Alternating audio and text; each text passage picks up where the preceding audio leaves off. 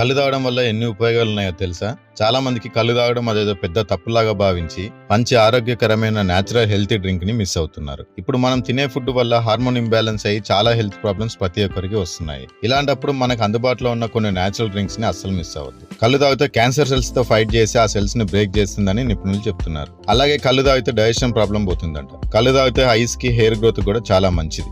కళ్ళు తాగితే heart diseases కి దూరంగా ఉండొచ్చు. బీపీ కూడా కంట్రోల్లో ఉంటుందంట. ఒకప్పుడు కిడ్నీలో స్టోన్స్ ఉన్న వాళ్ళు తాటికల్లు గానీ ఈతకల్లు గానీ తాగితే కిడ్నీలో స్టోన్స్ కరిగిపోయేవట.